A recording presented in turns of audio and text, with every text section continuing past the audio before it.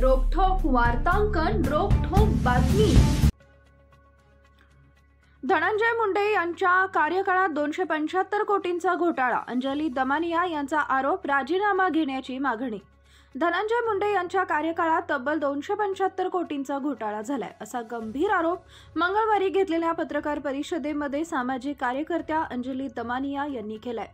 धनंजय मुंडे यांच्या मंत्रिपदाचा तातडीने राजीनामा घ्यावा अशी मागणी त्यांनी यावेळी केली आहे। पूर्ण महाराष्ट्रापुढे एक कृषी मंत्री शेतकऱ्यांचे पैसे कसे खातो, किती खातो आणि कायदे पायदळी तुडवून कसं काम करतो याचा मी आज सगळेच्या सगळे पुरावे देणार आहे।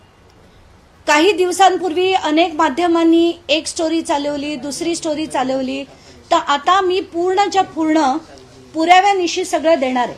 12 एप्रिल 2018 रोजी आणि हा GR अतिशय महत्वाचा आहे। या GR मध्ये असं म्हटलं गेलं होतं की मुख्यमंत्र्यांना ही जी 62 लिस्ट आहे, 62 आयटमची लिस्ट आहे, जे DBT खाली येणार आहेत, ते 62 याच्यात आयटम मध्ये ऍड करण्याचा, म्हणजे त्याच्यात ऍड करण्याची जी आपण ज्याला म्हणतो मान्यता या GR थ्रू मुख्यमंत्र्यांना देण्यात आली।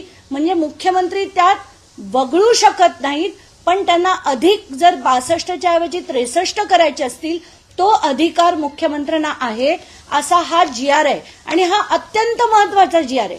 ते पुढे मी सांगेन का ते।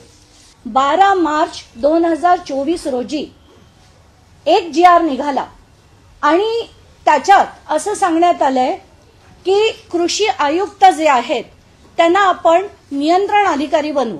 म्हणजे सगळं कोण खरं तर करणार, कृषी अधिकारी जे आहे ते नियंत्रण कृषी आयुक्त करणार। आता तेव्हाच्या काळी कृषी आयुक्त डॉक्टर प्रवीण गेडम म्हणून एक व्यक्ती होते। 15 मार्चला प्रवीण गेडम म्हणतात की हे जो 12 मार्चचा निर्णय आहे की महाबीज किंवा MAIDC किंवा महाराष्ट्र पॉवरलूम कॉर्पोरेशन यांनी ही स्कीम राबवावी, ते चुकीचं होत आहे। कारण या ज्या गोष्टी आपण आता टेंडरिंग करणार आहोत त्या उत्पादन MAIDC करत नाही। MAIDC जर उत्पादन करत नाही तर या DBT खालीच गेल्या पाहिजेत, असं स्पष्ट मत त्यांनी मांडलं। किती तारखेला? 15 मार्चला। आणि असं असताना पुन्हा त्यांच्यावर काय झालं असेल मला माहित नाही, पण 15 मार्चला त्यांनी असंही लिहिलंय की याची पूर्ण माहिती ती मंत्र्यांना दिली गेली आणि मंत्र्यांना सगळं सांगण्यात आलं की हे जी गोष्टी आहेत हे महाबीज किंवा MAIDC बनवत नाही, त्यामुळे कंपल्सरीली आपल्याला DBT म्हणजे थेट शेतकऱ्याच्या अकाउंटमध्ये आपल्याला हे पैसे द्यायला हवे। त्याची वस्तू घेऊन आपण शेतकऱ्याला देऊ शकत नाही, असा याचा सरळ अर्थ होता।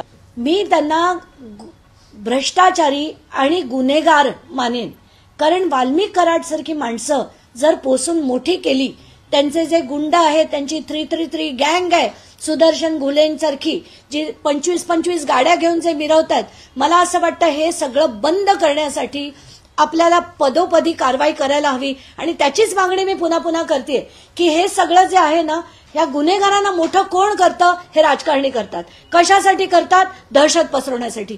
म्हणजे त्यांना मंत्री बनता येईल आणि मग देशाची अशी जी लूट चालली आहे, शेतकऱ्यांची लूट चालली आहे, सगळ्याच समाज घटकांची, कारण हा पैसा जो आहे तो आपल्या कराचा आहे, आपल्या कष्टाचा आहे, आपल्या पगारात कापला जातो हा पैसा।